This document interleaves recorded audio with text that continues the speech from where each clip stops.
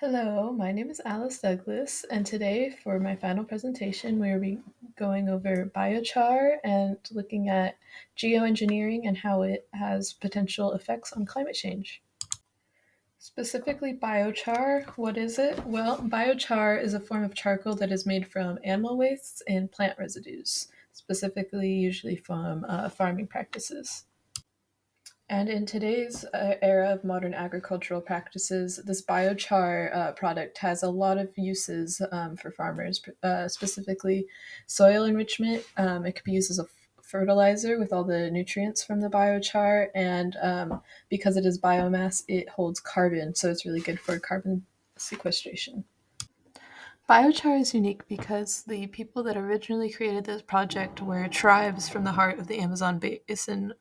They used this product or they created this product to say to sustain their slash and burn farming practices, where they'll clear a small portion of the forest, tend to it for a few years, and then leave it again.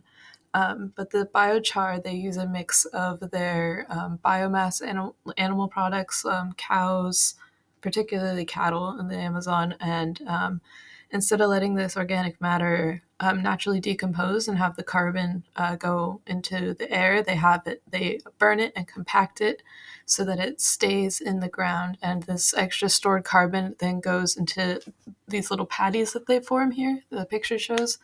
And they put this in the ground with a mixture of clay and other organic matter, like plant matter, to create terra preta. So that's some research on biochar. The environmental impacts of using biochar and the process of pyrolysis, which in essence is using really high heat with the absence of oxygen, and this creates the biochar.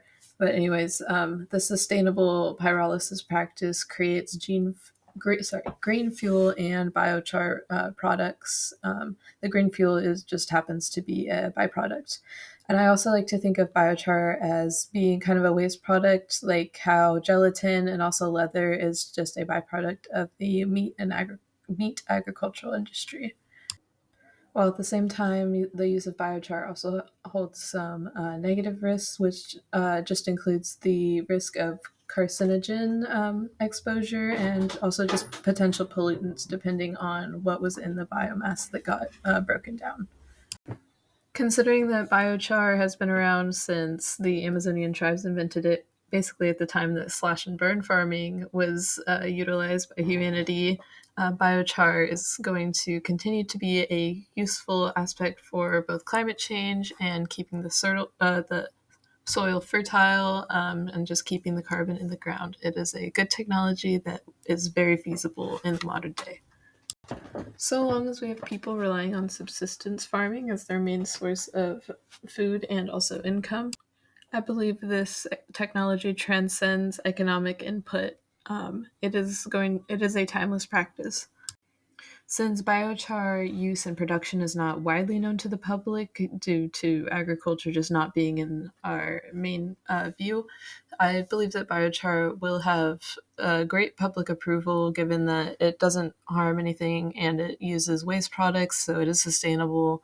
And it doesn't really conflict with any ethics other than I can think of animal rights being concerned with the types of biomass being used. However, with the way agriculture is, I believe it will be fine. The uncertainties that arise with using biochar as a geoengineering tool include implementing some management strategies, and this would be putting regulations on both what kind of biomass can be used and the percentage of the biochar that can be used in agriculture to maintain the sweet balance of the Earth's topsoil so the environment is not polluted too much with carcinogens.